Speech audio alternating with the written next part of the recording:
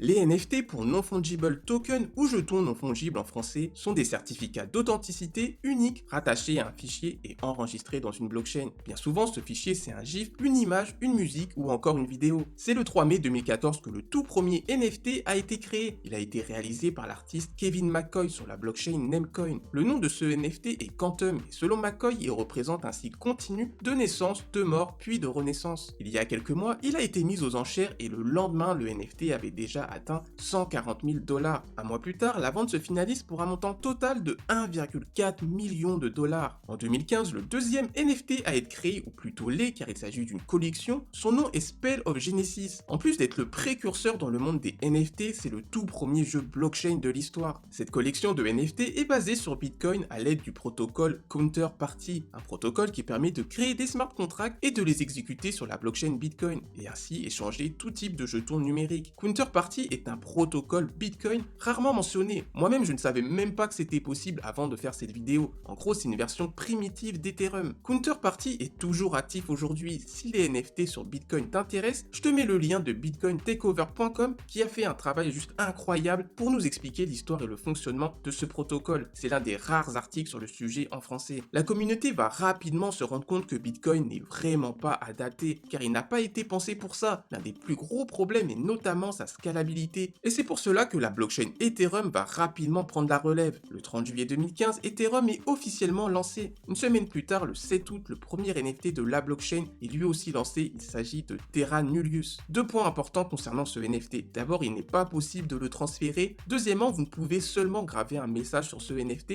à l'aide d'un script. Le 22 octobre 2015, Ethereum lance le deuxième projet NFT de la blockchain Ethereum. Selon le projet lui-même, Ethereum est un monde virtuel dans lequel les joueurs peuvent posséder des terrains, les cultiver et construire des choses. Vous l'avez compris, les NFT ici c'est les terrains et voici à quoi ça ressemble. Comme vous pouvez le voir, le projet a incroyablement bien survécu puisque le floor price est de 7,5 Ether. Toutes les actions des joueurs se font par le biais de la blockchain Ethereum de façon totalement décentralisée. À noter que pour l'instant le jeu est entièrement en ligne de commande. Alors à partir de maintenant, je vais sauter quelques projets NFT car je peux pas tous les citer, ça serait bien trop long et ennuyant. Je vais m'attarder uniquement sur les points essentiels. Voici un très bon graphique fait par Leonidas sur Twitter qui retrace tous les projets Ethereum par ordre chronologique. On saute directement au CryptoPunk, un incontournable quand on souhaite raconter l'histoire des NFT. Le 23 juin 2017, CryptoPunk est lancé toujours sur la blockchain Ethereum. Après mes différentes recherches, je n'ai pas trouvé d'utilité particulière au CryptoPunk. Il semblerait que leur succès soit principalement dû au fait qu'il soit l'un des premiers projets NFT, que sa supply soit limitée et que la hype autour du projet ait augmenté de manière fulgurante. En tout, il y a 10 000 CryptoPunk en circulation et actuellement le projet crypto, tout comme Ethereum,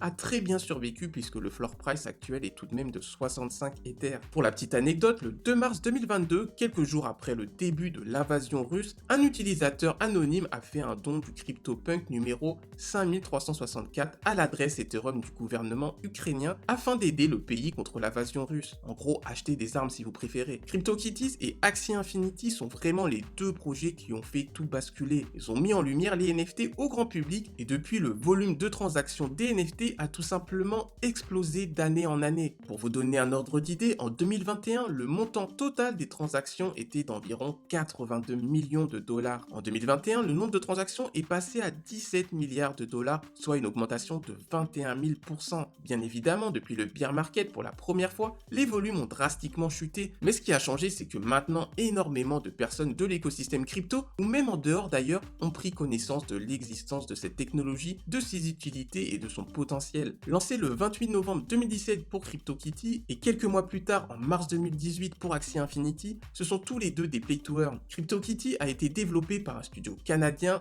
Dapper Labs, qui permet aux joueurs d'acheter, de collectionner, d'élever et de vendre des chats virtuels. En décembre 2017, la popularité du jeu a même réussi à congestionner le réseau Ethereum, lui faisant atteindre un nombre de transactions jamais atteint. De son côté, Axie Infinity, les joueurs collectent et échangent des NFT qui représentent des animaux de compagnie. Ces créatures peuvent être élevées et combattues entre elles dans le jeu. Le token de Axie Infinity, le AXS, est 59e au classement de CoinMarketCap, ce qui est un élément de plus qui contribue à mettre en avant les NFT. Les amis, dernier projet que j'aimerais vous présenter pour compléter cette vidéo, c'est celui des Bored Ape, puisque c'est le projet le plus gros en termes de capitalisation. Les Bored Ape Yacht Club, abrégé BIKE, mais souvent aussi appelé simplement Bored Ape, est une collection de singes qui ont été générés de manière algorithmique. La société mère derrière ce projet est Yuga Labs, une société spécialisée dans le marketing. Le projet a été lancé lors d'une prévente le 23 avril 2021. Les propriétaires d'un Bored App ont accès à un club en ligne privé, à des événements exclusifs et les droits de propriété intellectuelle sur l'image. En 2022, les ventes des NFT des Bored App ont totalisé plus d'1 milliard de dollars. Diverses célébrités ont d'ailleurs acheté ces NFT, notamment Justin Bieber, Jimmy Fallon, Snoop Dogg, Eminem, Madonna, Neymar ou encore Paris Hilton. Évidemment, il y aurait énormément d'autres projets que j'aurais pu mettre dans cette vidéo, notamment des NFT sur des blockchains autres qu'Ethereum, mais j'ai vraiment voulu dans cette vidéo ne pas trop m'éparpiller.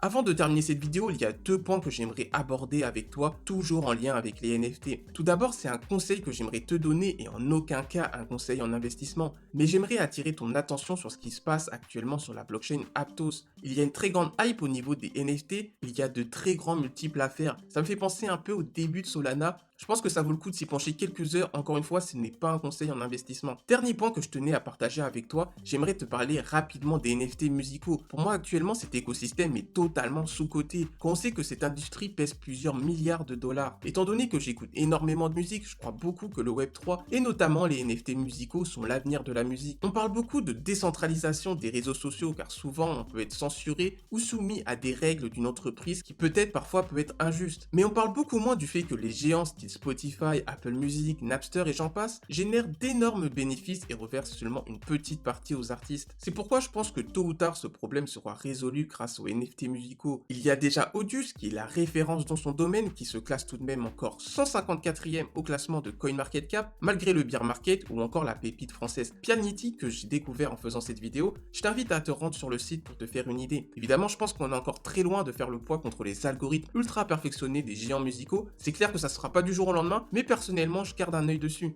Voilà les amis, j'espère que cette vidéo vous a plu. Dites-moi dès maintenant en commentaire ce que vous en avez pensé et comme d'habitude, mon Twitter, il est dans la description. N'hésite pas à t'y abonner dès maintenant et je vous dis à très bientôt pour une prochaine vidéo.